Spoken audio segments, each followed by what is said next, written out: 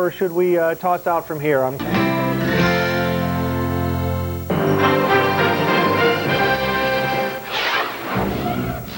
Next week on Party of Five.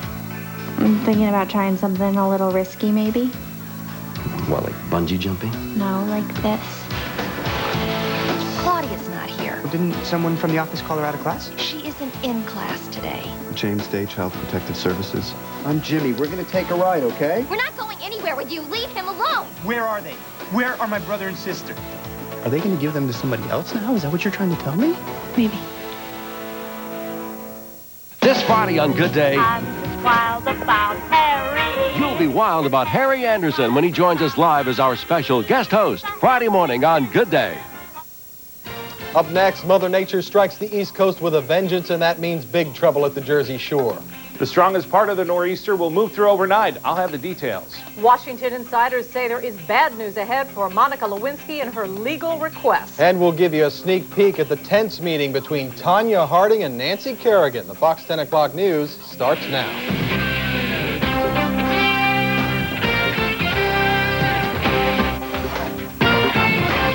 Good evening, everyone. I'm Rich Noonan. And I'm Jill Chernikoff. A powerful nor'easter pummels the Jersey Shore. And that's first on Fox tonight. The worst is yet to come for the shore as the second nor'easter in a week batters the coast. We have team coverage of this powerful winter blast with Fox News crews in Rehoboth Beach, Delaware, Wildwood, Avalon, and Long Beach Island. We'll begin tonight with George Mallet, who's battling the wind and rain down in Avalon. George?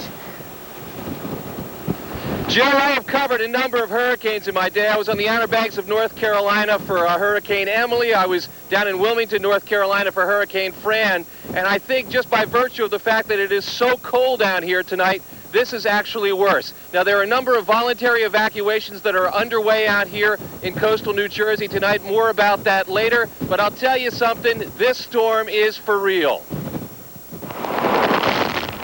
New Jersey's barrier islands are all but deserted on this cold, wet nor'easter night. At Stone Harbor, 50-mile-an-hour winds coat everything with a thick layer of sand, while the beach itself is underwater even at low tide. In Avalon, high tide is still hours away as streetlights illuminate water beginning to stand on the town's empty streets. But if Avalon and Stone Harbor are virtually vacant tonight, this Ocean City barbershop remained open until late afternoon. These people here, the McPeaks, they're from Linwood, New Jersey, so they're over the bridge, and they just came over. Neil, what was it like coming over? There were like waves coming over the bridge. It was really nasty. Outside on Ocean City's rain-slick streets, battered umbrellas in hand, pedestrians fought their way along. After two nor'easters in as many weeks, the boardwalk here speaks of a ghost town. Alan Jenny wonders aloud if the Army Corps of Engineers' nearly $1 million beach renourishment project to fight erosion was an exercise in futility. They had the beach entirely filled in. It was just beautiful. Went out for about 180 yards from the boardwalk, and we've had about 2/3 of that washed away. It's really a shame. But at least it was here to keep our houses from getting damaged. This afternoon, watching the early stages of this storm, the gray horizon vanishing behind the wind-driven waves, you couldn't help but wonder what the next high tide here would bring and how many more poundings these fragile barrier islands would endure.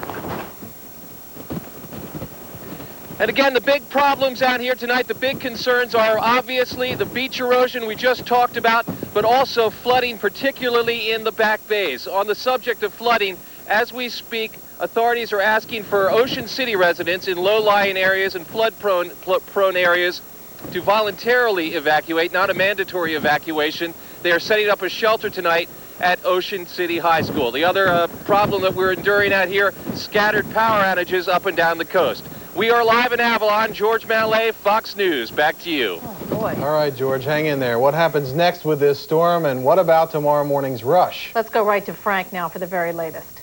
Rich and Jill, the strongest part of the nor'easter will pass through overnight into tomorrow morning, meaning morning commuters will have to deal with the rain and the high winds. Here's a live picture from the Ben Franklin Bridge on the New Jersey side that flags standing at attention as winds gust 40 to 50 mile an hour inland sections of the area, and that will continue. And it's also causing some problems. This video just in from Chichester, Delaware County, where we have power lines down. About 1,500 homes in Chichester without power. PECO reports in the 5-county southeastern Pennsylvania area that we have 10,000 homes without power, hopefully becoming available to them power once again at around midnight. Let's take a look at what's happening down at the coastline.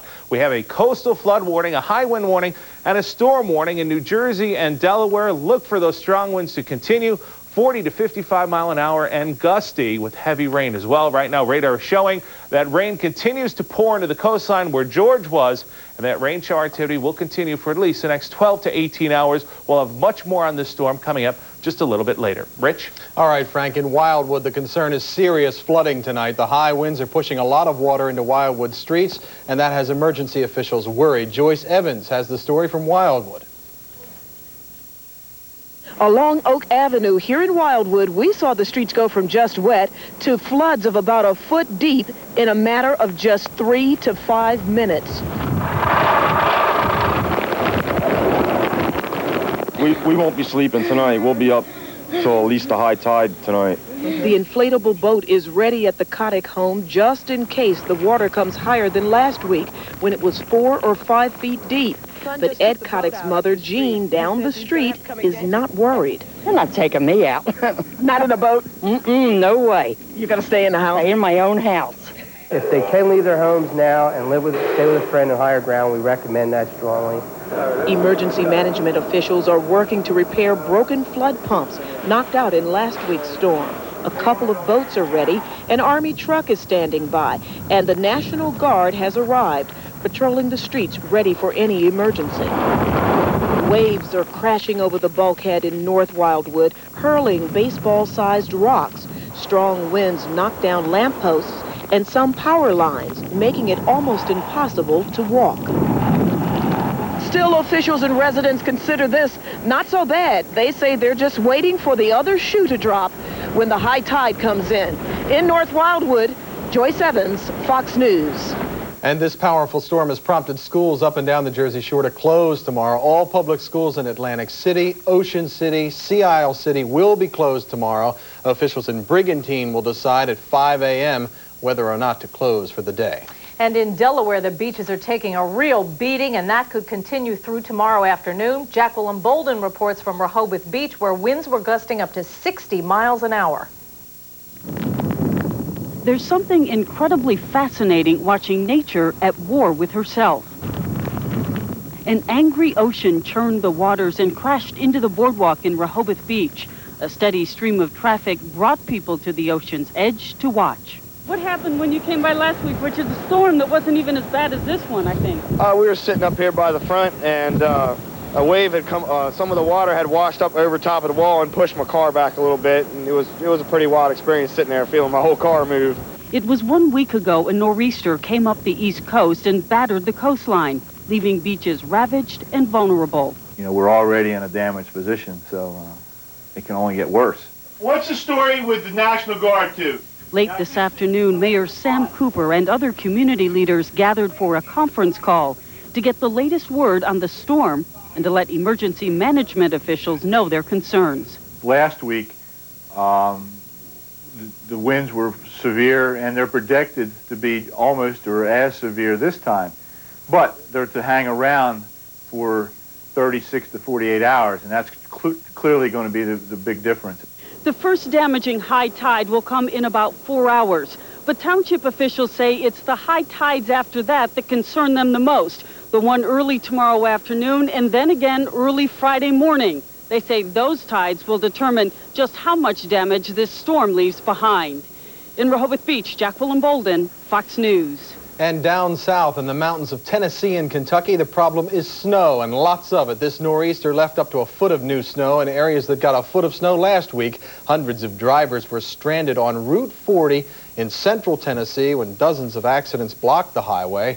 In Kentucky, electric power is out in many areas, and schools are closed in more than 50 Kentucky counties. On the West Coast, California Governor Pete Wilson has declared states of emergency in 10 counties. Because of severe flooding there, El Nino-driven rain and wind has battered California.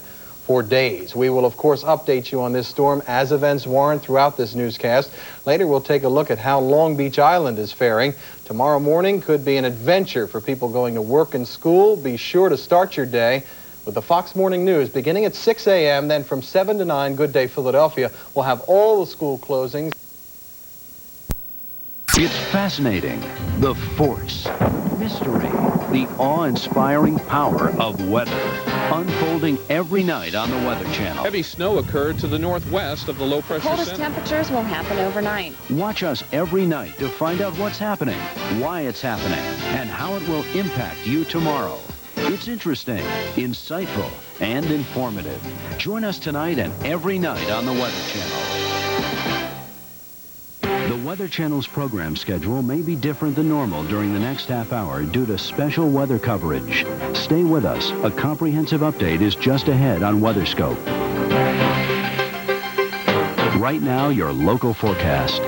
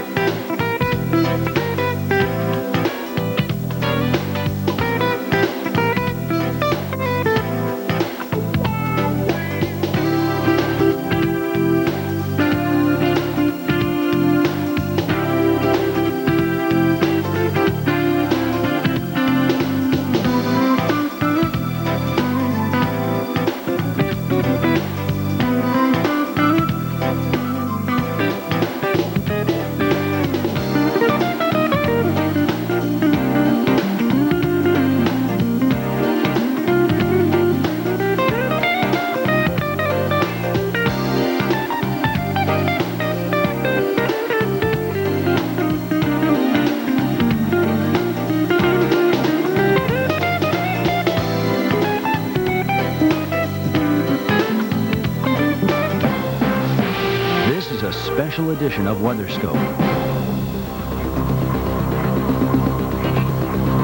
We're coming to you live from the Forecast Center, working on a major winter nor'easter moving right up the eastern seaboard. It is moving very slowly, so its effects, and there are many, are going to be felt for a little bit more in the way of time, probably at least through tomorrow in the northeast, and maybe even into tomorrow night and the early part of the day on into Friday. There's been a lot of very high wind along the coast and even points inland. There's been some coastal flooding, and we're coming up on another high tide, so we may be dealing with some more coastal flooding. Plus, there's been some heavy snow, almost record-setting snows in parts of the Ohio Valley. We'll get to all of that in just a moment. Let's first of all show you where this storm is. And again, as we put it on into motion, there's the center. Pretty easy to pick out. All the clouds are rotating around that counterclockwise.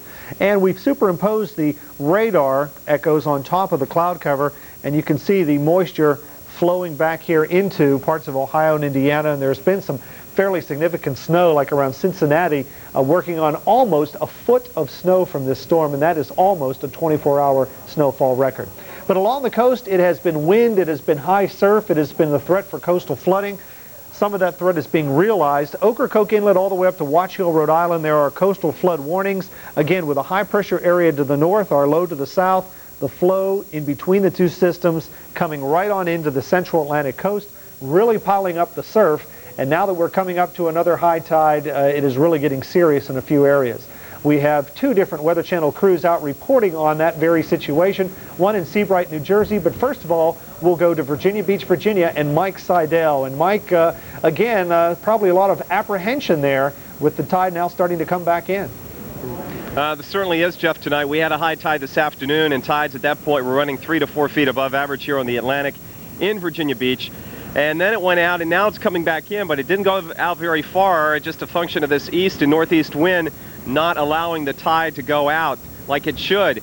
And here we are a good 4 hours and 15 minutes from high tide, 2:45 in the morning, and the water is already up to the boardwalk here, this concrete boardwalk, which also acts as a barrier here along the beach here in Virginia Beach. So again, early tomorrow morning, a very tenuous situation. Again, certainly down in Sandbridge, an area which has been hit hard by nor'easters and tropical storms and hurricanes.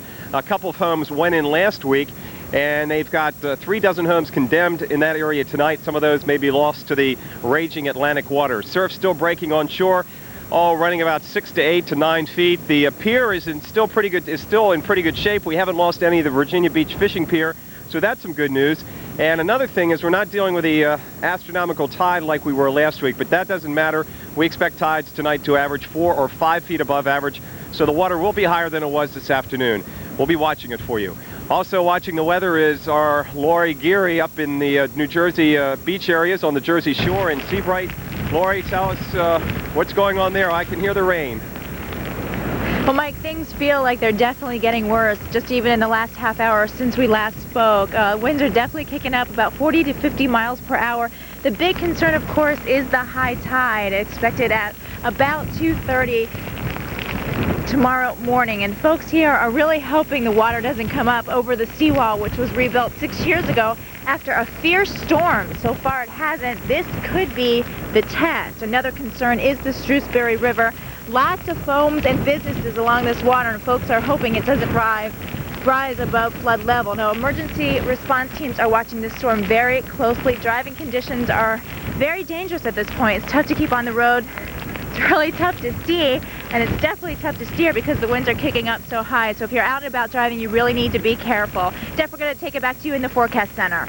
All right, that seawall definitely may get tested tonight, and it'll probably be a very long night. All right, we'll be back with you to wrap it up in about a half an hour. Thanks, Lori. Lori and Mike reporting from a very stormy mid-Atlantic coast. And joining me now here in the forecast center, Matt Crowther, senior meteorologist. Matt, this is a pretty powerful storm. That's right. A lot of comparisons to the March 1962 storm. A couple of differences. That storm lasted about another day. And it looks like we're looking at some of the latest computer model guidance. It looks very bad through tomorrow morning. But then the low finally starts to move out to the northeast slowly, but it will start moving faster than it is now. So that's good news. But tonight and tomorrow morning, probably 2 more high tide cycles are going to be the bad problems for the northeast and the mid-Atlantic. All right, let's go ahead and show the folks what we're talking about. And here is what we call an enhanced infrared picture. And pretty easy, Matt, to pick out where the center of the low is. That's right. It's right about in here with this little swirl of low cloudiness. But the big concern, of course, is this very long fetch of moisture and, of course, of strong winds. As you mentioned, high pressure up here to the north and the low down to the south. The pressure gradient is very strong. And since this has been such a slow-moving storm, it's just this water just keeps piling up and piling up. That 1962 storm did it for 4 or 5 high tide cycles. This will be for about 3. So it won't be quite as bad as that, but it could be pretty bad. We're very concerned about the Ocean City, Maryland area and here because we had a buoy report of 23.5 feet waves only 50 miles offshore, and the boardwalk was destroyed in Ocean City, Maryland in the 62 storm. So we're very concerned with that. Of course, heavy rain is a big factor too, and of course the heavy rain will keep that water it'll have floodwaters coming down the rivers, and then the tide is coming in, and that even exacerbates the problem even further. All right, let's talk a little bit about the snow with this system. And indeed, I mentioned Cincinnati. They've had almost a foot of snow. Lexington, I think, almost a foot of snow. Maybe some of this starting to wind down out here? A little bit, although there's some computer model guidance that suggests that even back this far west could pick up another 3 or 4 inches. So Cincinnati has a chance to break their all